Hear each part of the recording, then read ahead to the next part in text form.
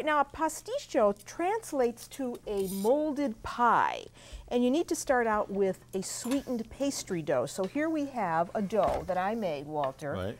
with 2 3/4 cups of unbleached flour, about 1/3 cup of sugar, 1 stick of unsalted butter. I've got some lemon zest in the dough, a teaspoon of salt, and some cold water just to get enough to get the dough together. So then I roll it out, because now I have to put it into a springform pan, and you're cooking tagliatelle for me. Right. So here's my springform pan. It's a 10-incher. And now I can take my dough that I've rolled out and put it in the pan. I want to line the pan with it. So you get it in the pan, and you've got to roll it out so that there's enough slack. So we're making a molded affair, and today we're going to use tagliatelle, which is a ribbon cut of pasta, and we're using both spinach and plain. And I think the pasta is just about I think they're ready to go.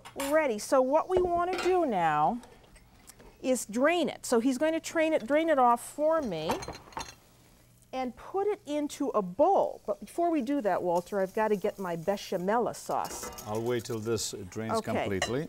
Here is a cream sauce, a bechamel sauce that is made with flour, butter, and milk, a little bit of salt, and some nutmeg. And we're going to put our pasta right into this. You need, for this size mold, you're going to need something around 1 1/4 pounds of pasta. So there goes the pasta, all cooked. And this is going to cook again in the oven. So you put this into the cream sauce, just like this. And if you wanted to make the tagliatelle from scratch, you could. So Walter, why don't you mix that? Because I need to do a few other things here with this. I want to flavor this with some porcini mushrooms. And here are porcinis when they are dry, but we really need to soak these up some. So you put them in some water until they're soft and pliable like this. You see? You need about an ounce to do this. And then I chop them up real fine. And I've got some here, and the kitchen was smelling really great when Walter came over. So this is just the chopped up porcinis and an onion, half an onion. Just diced up, and I cooked in a little bit of butter. And now I want to add some peas. Right. So here we have some fresh peas, about 1 cup or so. You put those in. And you can see that this is going to make really a wonderful, good and hearty tasting pasticcio. Fine. So we've got some cheese. Here's some Parmigiano Reggiano. This is another wonderful product from that area, from Emilia-Romagna. You need, about 3/4 cup of the cheese, and you mix this all together, and then you put it into your mold. So, Walter, in the refrigerator, I have another sheet of dough. Can you get that for me? Absolutely. It's always nice to have friends in the kitchen, because then they can help you.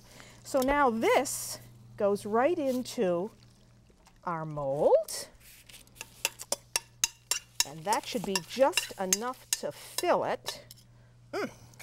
So now what you need is another piece of dough that you rolled out. And this is going to go over the top. So here's my dough, and I just have it on a little bit of parchment paper. Take off the paper, and then you just kind of fit this in. You may need to trim if it's too much dough. You may want to take a little bit out with the scissors, take a little bit off the sides. And that's all there is really to making the pasticcio. We're going to bake this, for about, I would say, a good 55 minutes. So you really want to get that so it's nice and even at the top, so it all comes out beautifully when you're ready to serve this. And so there it is, and then I just put a little hole right there to allow some steam to escape while it's baking. That's a hefty thing when you pick that up. And we give this a brushing.